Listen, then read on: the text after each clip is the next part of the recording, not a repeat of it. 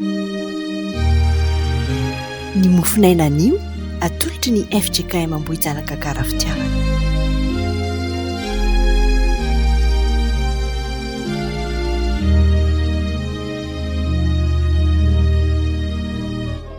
Alarobia 7 Mey 2020. Andro fahatelo ankalazantsika ny herinandro fanamasina zao ry havana. Misaotra anao mahatsiaro izany na dia ao anatin'ny confinement sika rehetra. Ny fotsika tsy mihidy amin'Andriamanitra ary misokatra ho antsika koa izy. Tendre azy miteny trano koa sika koa andeha miara-misakafo indray aminy. Omarina amintsika ny teny Jesosy hoe io rehefa mitsangana eo ambaravarana aho ka mandondona, raha misy mihaino feo ka mandre ka mamono varavarany fony dia hiditra ho aminy aho ka hiara-misakafo aminy, izaho aminy ary izy amiko. Dia ho aminao trano ry havana sy ny ankonanao ny fitiavan'Andriamanitra iray, ny fahasaohan'i Jesosy Tompo ary ny fampahirezany fanamasina. Andehantsika hisaotra an'Andriamanitra amin'ny lalan'ny Salamo 120, 1 ka hatramin'ny 7 amin'ny anaran'ny Tompo. Miobio an'Andriamanitra ary tany rehetra,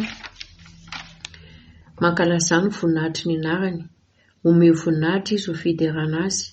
Lazao amin'Andriamanitra hoe endre matahotra ny asanao, ny fahalehibiazany herinao no ikizany fahavalonao anao. Ny tany rehetra enkoka eo anatrehanao ka ankalazanao, eny ankalaza ny anaranao izy. Avika jereo ny asan'Andriamanitra, matahotra ny zavatra rehetra ataony amin'ny zanak'olombelona. Efa nampody ny ranomasina ho tany maina izy, nandeha tongotra ny hitanony ny olona, tao ny falentsika tamin'Andriamanitra. Manjaka mandrakizay amin'iriny izy, ary ny masony mandinika ny firenetsamihafa, aoka tsy hanandra-tena ny maditra. Amen. Vavaka isika. Ry Andriamanitra io dia mbola misaotra sy midera mankalazanao zahay.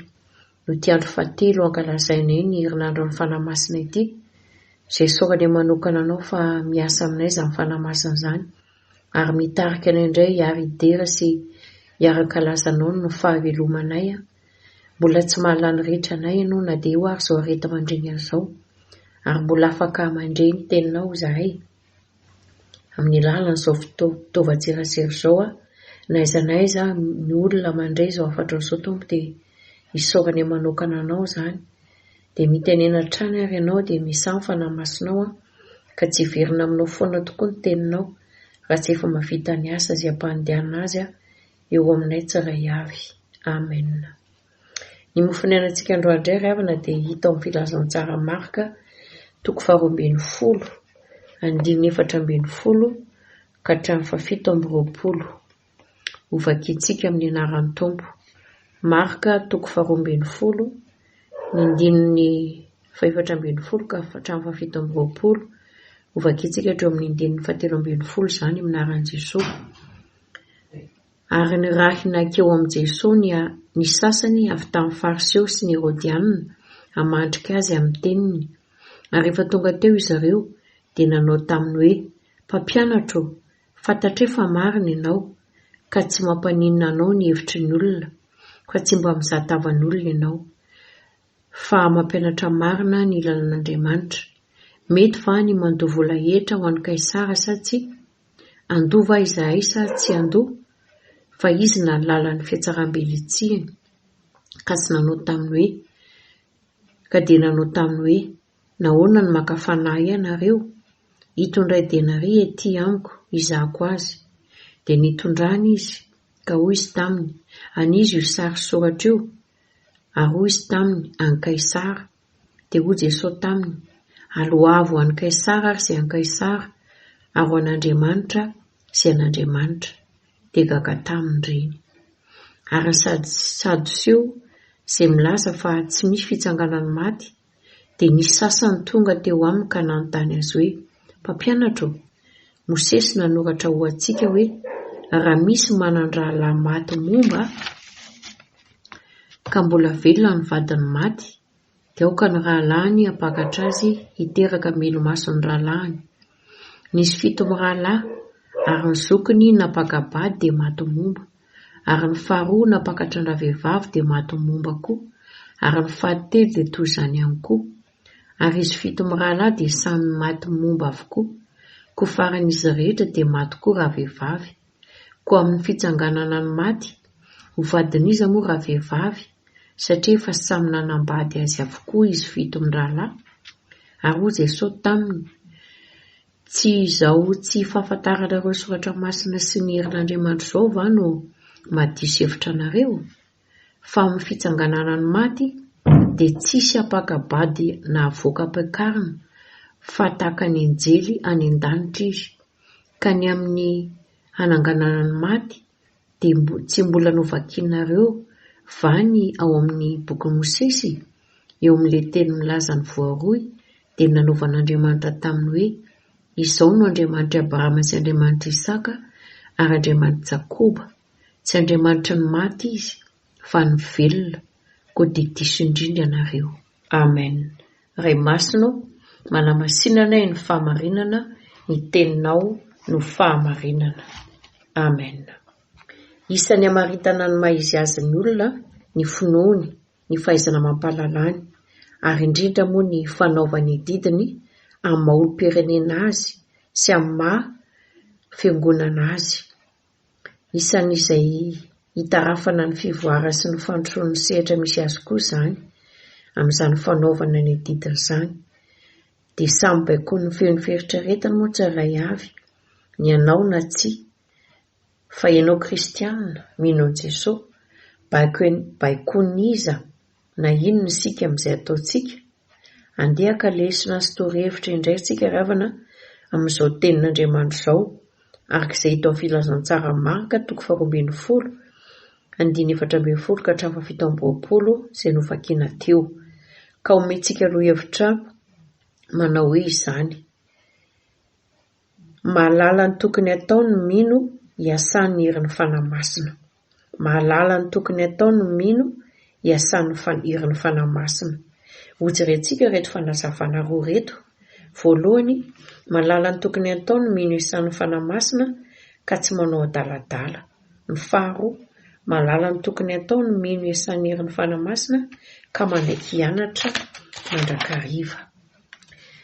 Marka moa na Jaona Marka no nanoratra ity boky ity ravana.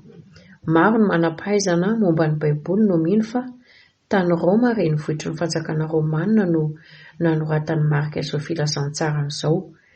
Loharano nahafantarana ny fiainan'i Jesosy izy satria voasoratra voalohany talohandry Matio, Luka, Jaona, ary mpiara-miasa akaiky amin'ny Petera izy. Nanandratra ny Kristy ho zanak'Andriamanitra no votoatin'ny bokiny. Tokony nanodidina ny taona 720 no nanoratany Marka izao filazantsarany izao. Andeha hiverina amin'izao soratra masina izao tsika ravana, araka izay lohahevitra mienantsika teo hoe mahalala ny tokony ataony ny olona hiasany herin'ny fanahy masina. Ny lohahevitra moa amin'izao volana May izao dia hoe mampiorina ny mino ny herin'ny fanahy masina. Ny voalohany dia izao hoe mahalala ny tokony ataony ny olona hiasan'ny fanahy masina ka tsy manao adaladala. Teo amin'ny fiarahamonina nisy an'i Jesosy dia nisy atokon'olona fariseo sy herodianina, ary tao koa ny atokon'olona sadiseo. Samy manana ny ataon'ireo antokon'olona ireo.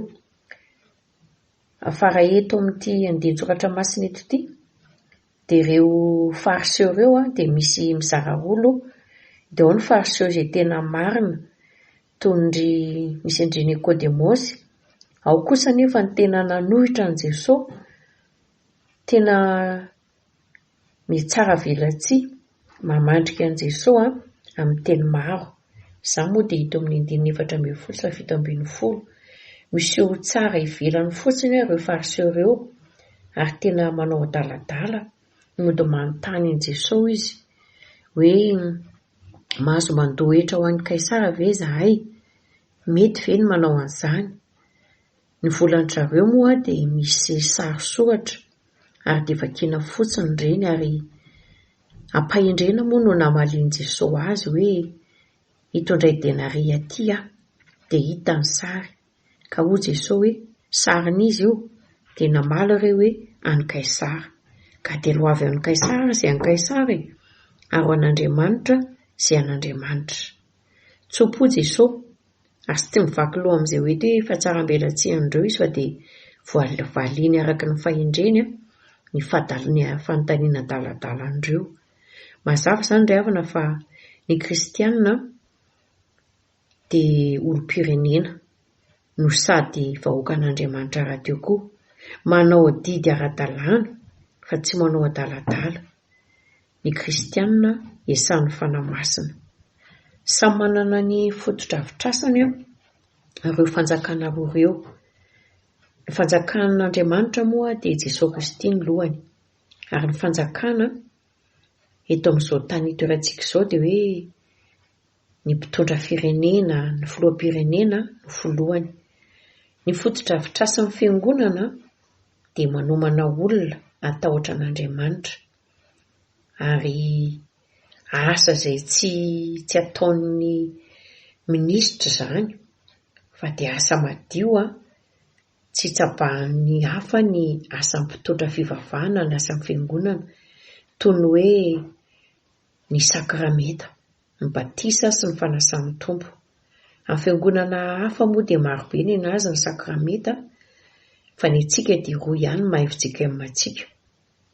Ireo dia tena fitaizana ny vahoaka an'Andriamanitra, atahotra an'Andriamanitra, ary fototra avitrasa lehibe izany miankina amin'ny aina. Na dia manam-bola takinina sy manam-pahaizana ary ny olona iray andaniana vola maka-rena, nefa very ny ainy na hoe tsy misy io fanamasina io, dia tsinitsinina izany. Lehibe ry havana ny fototra avitrasan'ny fiangonana. Raha tsy resaka ihany koa ny hoe fitaizana samihafa ireo sokajin'olona ao anatin'ny fiangonana izay sy ny sampana izany. Raha tsy resaka ny hoe sekolelahady izay ho avin'ny firenena, ho avin'ny fiangonana. Hita izany ankehitriny fa mikorosy mitotongana ny fari-pahaizany ankizy, eny hatrany amin'ny fianarana ary izany any am-pianarana. Dia hita izany na dia tsy ho lazaina satria miaina amin'ny fahasarotany ankizy amin'izao fotoana izao. Maro ny tsy te hianatra intsony, ho aiza ary hanao inona ireo zanakitsika ireo, ray aman-dreny, ry mpitondra fiangonana, ry mpitondra firenena. Etsika ho aiza ity firenena ity sy ireo taranaka ireo. Ny fototra avitrasan'ny fanjakana izay tarehin'ny filohany dia vita ihany. Maro ireny, ny hopitaly, sekoly, atao inona nefa ny reny.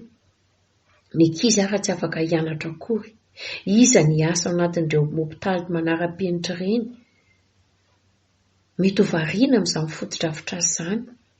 Ny mpitondra mety adininy hoe misy vahoaka reraka, ketraka, misy tanora sy ankizy tsy mahininona intsony, misy manana diplôma maro nefa tsy afaka miasa, tsisy ny asa.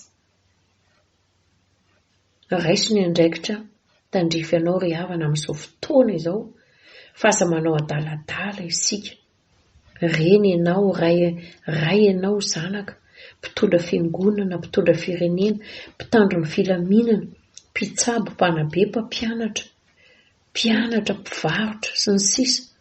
Manana ny fanamasina ianao endretaka ny bibilava, mandroso hatrany inona mety zavatra sarotra eo aloha eo, hatreny izany. Tadio ry havana fa bibilava tsy mba miveriny, tsy mba mitorony izany, tsy mba fozahorana ny bibilava, fa mandroso hatrany izy, tsy matahotra izay zavatra iseho alohany eo. Dia tokony ohatra noho izany koa tsika kristianisana fanamasina, mahery, mandroso, tsy kivy, aza manaiky ampatoritorian'izao aretin-drazy izao tsika. Misy mifaly fa mijanona ao an-trano dia tsy manao inon'inona, tsy manitatra izay tokony azo atao rehetra. Fankalazao ry havana fa mahery izao Andriamanitra izao. Aza izao korona izao fankalazainao, fankala izao fa mahery ny fanamasina, afaka hiasa ao aminao, tsy hatonganao hanao zavatra adaladala, tsy hatonganao iraviravin-tanana, fa tena ho vavolombelona marina ianao amin'ny fanaovanao ny didinao. ho tarafiny mafy fa kristianina tena fakataka tokoa ianao. Vitao tsara ihany koa ny fanompoana an'Andriamanitra izay voalaza teo fa fototra afitrasa lehibe miankina amin'ny fanahinao. Tanterao ny fanekena fa ny fitahiana azonao tsy voavidy vola maka-rena. Marina fa tsisy vola karamaloha amin'ny fanompoana an'Andriamanitra io, fa ny fitahiana omeny anao dia tsy voavidy vola maka-rena. Mitoriany filazany tsara hanomananao olona ho izany vetete izany, ary tsy hoe miveravera na miadana, fa omen'Andriamanitra elatra ianao hisidinanao toy ny voromahery, araka izay voalaza ny amin'ny Isaia 7 hoe elatra ny akarana tahaka ny voromahery. Elatra no omen'Andriamanitra antsika anaovana ny asan'ny Tompo, andeha tsy ho reraka, hiazakazaka ianao tsy ho sasatra. Izany ny asa miandry-tsika ry havana.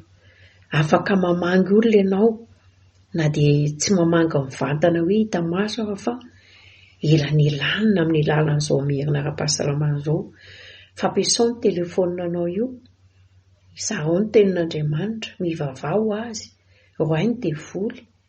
Tonono ny fanasitranana, ny famelan-keloka, ny fiadanana, dia ho sitrana io marary io. Misy asan'ny Tompo ampanaovina ianao ao an-trano ao, fa mahereza ianao, mahefa be amin'izany. Maro koa ireo na manodidina anao, amin'ny maolo-pirenenanao, maolon'Andriamanitra anao, mangatsiaka. Tsy voatery vola foana no menao fa izay anananao omeo ireo manodidina anao, mila vonjy ireo. Kristianina malala ny tokony ataonao noho ny fanahy-masina ry havana tsarovy, solon-tenan'i Jesosy eo amin'ny fiarahamonina misy ianao. Tsy manao adaladala, fa tsy hanala-baraka ny voninatr'Andriamanitra na ny maha-izy azy ianao. Faharoa, malala ny tokony ataony mino iasan'ny herin'ny fanahy-masina ka manaiky hianatra mandrakariva. I Paoly moa ry havana dia samy laza hoe mahay zavatra rehetra amin'ilay mampahery ahy, dia fanahy-masina izany. Nianatra mandrakariva koa izy teo amin'ny fiainany, ary mbola nilaza ary izy ao amin'ny Filipianina 4:12 ka hatramin'ny 7:10 mivaky toy izao amin'ny anaran'ny Tompo. Hoe Filipianina 4:12 ka hatramin'ny 7:10 mivaky toy izao amin'ny anaran'ny Tompo hoe tsy toy ny efa nahasahady aho na efa tanteraka sady, fa miezaka aho hiazona izay nihazonan Kristy Jesosy ahy. Rahalahy, tsy mbola ataoko fa efa nahazo ny tenako, fa zavatra iray aloha no ataoko, manadino izay zavatra ao aoriana ka miezaka natratra izay zavatra eo aloha. Eny miezaka natratra ny marika aho, azahoako ny loka ny fiantsoan'Andriamanitra any ambony ao amin'ny Kristy Jesosy. Zava-dehibe ry havana ny fianarana ary ny zava-misy eto amin'ity teksta ity dia resaka amin'ny fitsanganana ny maty moa, izay mbola anaovan'ireto Sadoseo fanontaniana adaladala ihany. I Sadoseo moa araka izay voalaza teo ambony dia tokony olona tsy mino ny fitsanganana ny maty ireo, ary tsy mino ny fiainana mandrakizay, fa dia te hanontany sy hanatsafatsafan'i Jesosy ihany zareo amin'izao fanontaniana izao, izay nisy an'ilay resaka ilay vehivavy iray moa izay nanambady maty vady, dia momba moa ity vehivavy ity, dia izay rehetra lehilahy nanambady an'izy io dia maty momba daholo, fito mirahalahy izany. Dia rehefa samy maty moa izany zareo, na ny vavy na ny lahy, dia nanontany reto Sadoseo reto hoe raha tonga raha ozy izy izany rehefa amin'ny fitsanganana ny maty dia iza mivady ny vehivavy io amin'izy fito mirahalahy? Dia ohatran'ny taitra ihany Jesosy ary Jesosy moa Andriamanitra azy dia miteny tsotra koa izy, ary tena nanazava tamin'ireto Sadoseo reto izay hoe lohan'ny mpisorona moa reto lohan'ny mpisorona jiosy moa reto Sadoseo reto manao izao fanontaniana izao. Dia tena novalian'i Jesosy hoe tsy izao tsy fahafantaranareo ny soratra masina izao sy ny herin'Andriamanitra ve no mahadiso hevitra anareo dia mbola naveriny ihany moa izany eo amin'ny 5 sy 7 tena diso-hevitra nareo. Mila mianatra ry havana fa tsy miteniteny foana takan-dreto sady sy reto izay manatsafatsafa fotsiny an' Jesosy, fa isika eo ambany fitarian'ny fanahy masina tsy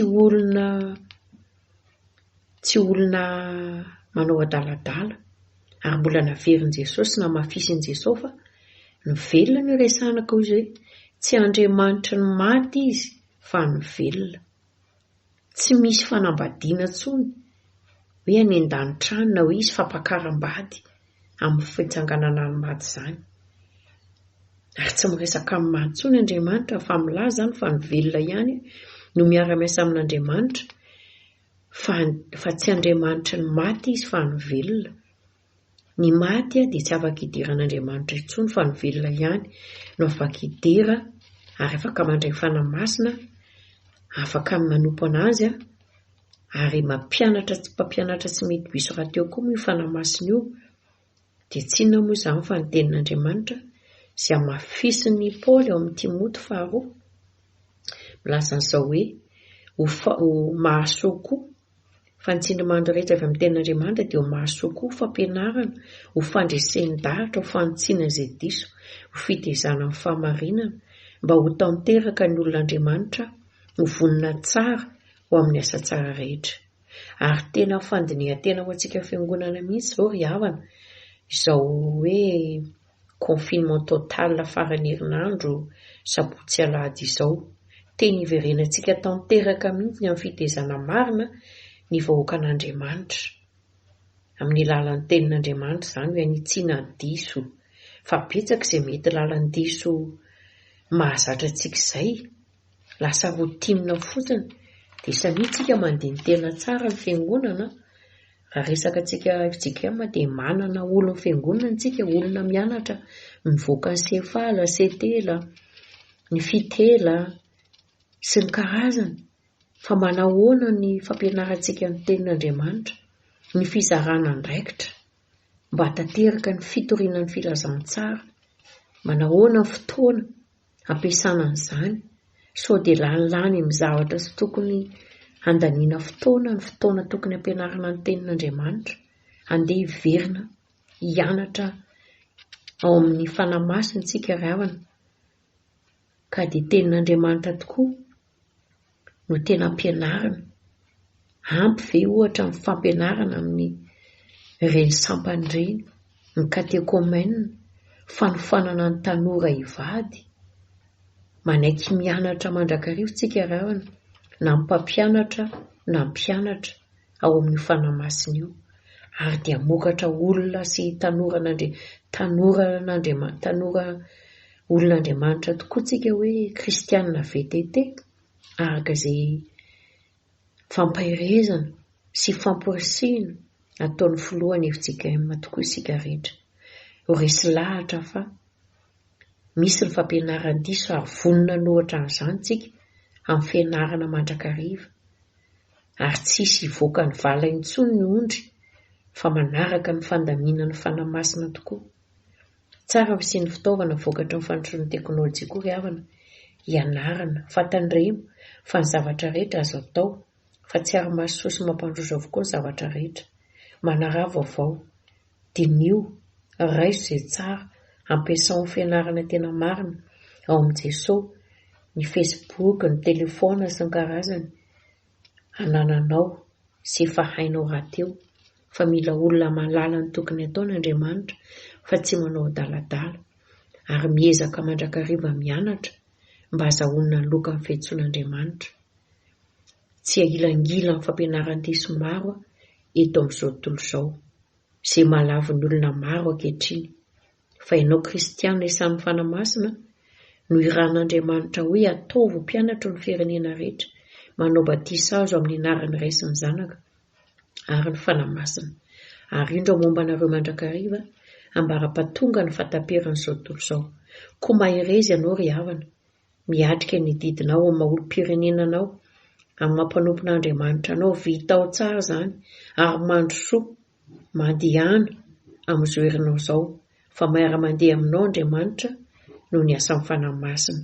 aza mety ho fitahana fa mianara amiko ho Jesosy Kristy, dia ho an'Andriamanitra ny voninahitra ho amintsika rehetra ny izany fampianarana izany. Amen.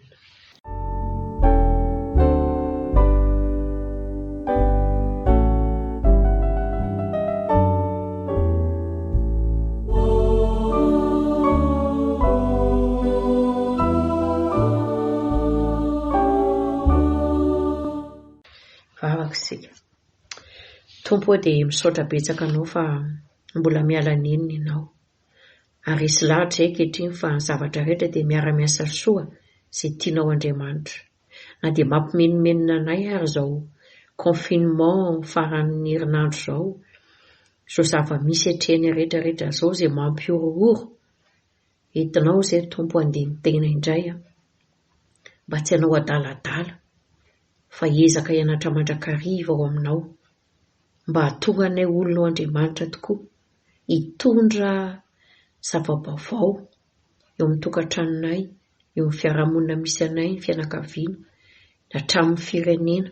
Eny izao tontolo izao mihitsy aza, aiza ny mijoro izany fa manana fanamasina izay, ary io fanamasina io dia mampianatra tsy mety diso amin'izay ataony rehetra. Mampahirezo ary izay Tompo, ary mifona aminao amin'izay tsy haizanay, amin'izay anaovanay totoa, amin'izay didy aman'andraikitra mpanaovanao anay. Ary izay koa indraindray dia miraviravin-tanana, tsy manaiky, tsy manao izany didy izany, na eo fiarahamonina, mety manao zarafa manao na hatrany am-piangonana aza, maro eo adidy, izay mila vola, mila hery, mila mitanjakay, mila izay anananay, fa tsy manao an'izany izay Tompo, ary tena mifona aminao, tena mifona aminao. Fa variana amin'ny filanofo izahay, vavaka ihany, mangataka ihany fa tsy mahazo, dia mifona aminao Tompo, mamela ny heloka rehetra ianao. Fa avy aminay ihany koa izao tsy fahaizanay mianatra sy mijoro amin'ny fanamasinao izao no mahatonga izao zava-misy rehetra izao. Mifona aminao izahay, hanaiky izahay, fa nataonao izao, asehonao izao zava-misy izao, handinianay tena, hiverenanay marina amin'ny soratra ao masina, hianaranay an'izany, mba tsy hanao adaladala izahay, ary andiny tena mitrangan'ny zavatra rehetra, ary vonona izay Tompo hanolo tena feno anao. Avaozy izahay ho kristianina marina, tsy handiso fanantenananao, raha mbi ho avy ianao dia hita finoana eo aminay. Misaotra Tompo, dia ampitombo ho finoana rehetra. Izao tokantrano mandray anao izao mba tena ho liana amin'izany fianarana ny teninao izany, ka tonga azy ireo tsy voafitaky ny fampianaran-diso, ary tsy emotra ihany koa, fa tena androso marina.